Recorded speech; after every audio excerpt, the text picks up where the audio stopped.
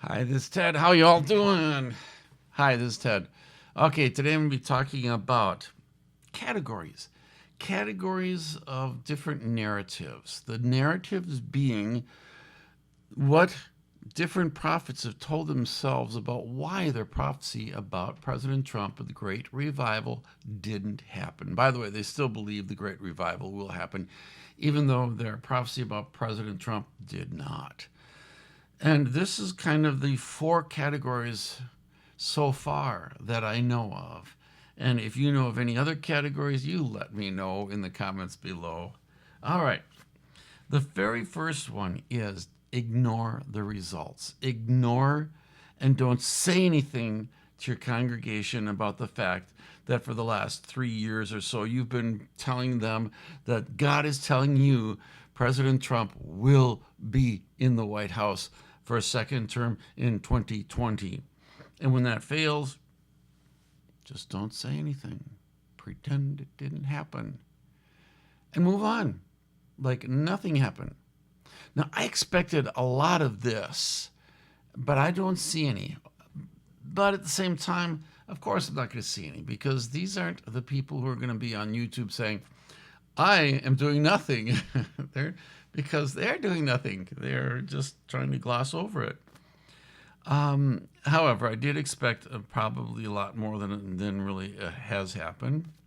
Jehovah's Witnesses have done this. I found this out recently that I read an article from the 1990s claiming that Jehovah's Witnesses are trying to ignore the fact that they were very big on 1925 and then 1975 being the beginning of the Great Tribulation about to come on this earth. True believers, the ones who listen to these prophets and really follow them, they likewise, you might have some who aren't going to say anything to their friends and to their loved ones or to their pastor. They don't want to poke the bear, if you would, or tip the apple cart with their pastor. And they'd rather likewise just keep it quiet. However, there will always be an elephant in the room. All right. All right. Number 2, second category. Admit I made a mistake. I was wrong. Maybe even repent. All right. Chris Vallotton, Bethel Church.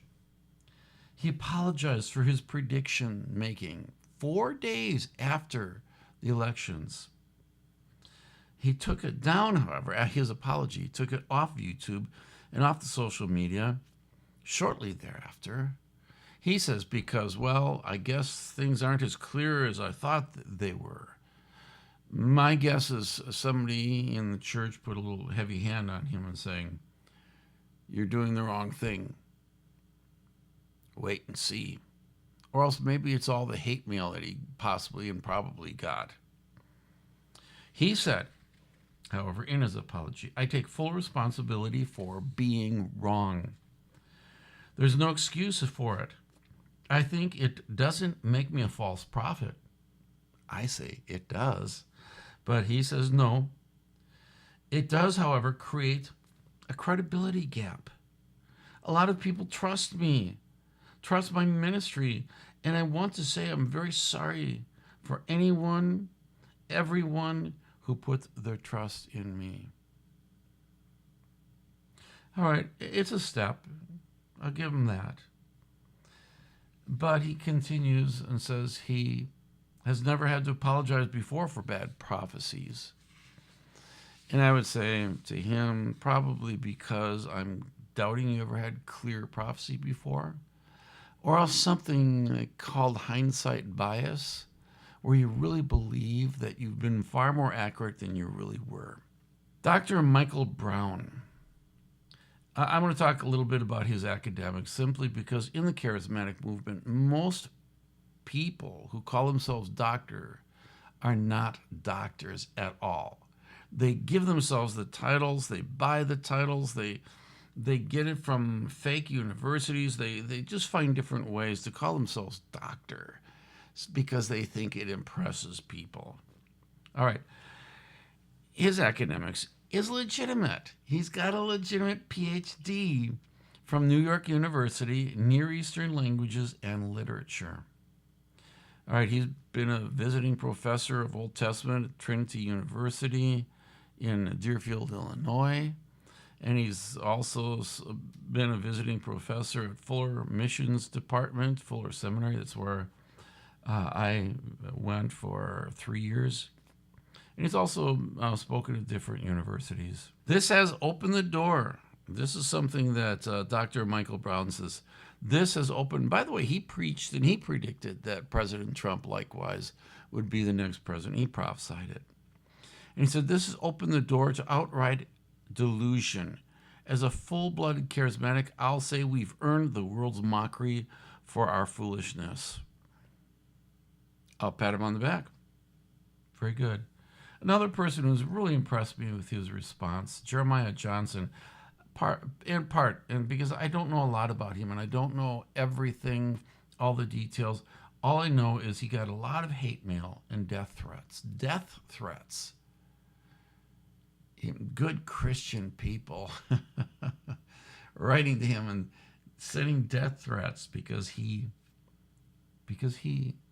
said I was wrong about President Trump, and I apologize. I repent.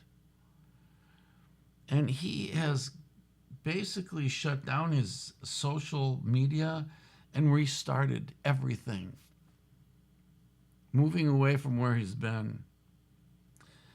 And he says, I have serious concerns with the charismatic prophetic world, that if we do not wake up, if we do not humble ourselves, there is greater judgment to come. I just congratulate him. I just give him kudos. Jeremiah is spot on with this. Now, as I mentioned, I don't know if he's going out and teaching the same stuff and prophesying more. I don't know these things. I'm sorry, I don't have that information.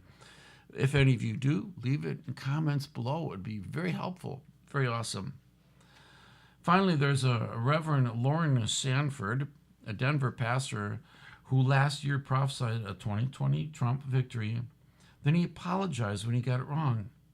After that, he says, I was called vile and hateful names and was accused of being faithless and a traitor. What's happening to the Christian world? What's happening when they are more dedicated to a president of the world, a world country, and less dedicated to the gospel, and not only the gospel, but to the kingdom of God? Third, you have the double downers. In a way, they're kind of pushing out the dates. They see that President Trump did make it in 2020, and they can't admit that they were wrong. They can't look and say and see and accept, I have sinned before God. I need to humble myself in his sight. But rather than that, rather than accepting that I made a mistake, they double down. They'll jump on the narrative that President Trump lost the election because of dishonesty or because votes were stolen. And God is so protective of the United States. Doesn't matter about other countries with all kinds of corruption, but in the United States, he's not going to put up with this. So we can expect this whole election to be turned around. Well, there's several fallacies to this whole argument. First of all, was the election really stolen? We have a president who could not accept that. He created that narrative long before it ever took place, the election. All right. The second problem is, this is a world government. It is not the kingdom of God. It's a world government. You can't expect it. And I know there's all kinds of theology now that, the United States is going to be at the center of this tremendous revival, or else that we have to take the country for the Lord. All of these are fallacies, and it will never happen. And if we do take the country in the name of the Lord, Christianity will suffer a tremendous defeat. Robin Bullock holds to this. Chris Yoon, Hank Kuhneman, Kat Kerr, dozens and dozens and probably hundreds and even thousands of prophets believe this. Number 4, push out the date. We'll give up on this term. There's a reason God took that election away from us, even though he told us he's going to give it to us. He took it away from it. In fact, I think it was Dutch Sheets who said Christians needed a little discipline. They were getting a little careless. And so we needed this time out to be able to get ourselves better and prepared, and we'll be better than ever. And when 2024 comes, that big revival is about to take place with President Trump holding the scepter. All right. I think those are the 4 different categories I see. I'd like to know what you see. All right, this is Ted. You all have a good one. Bye.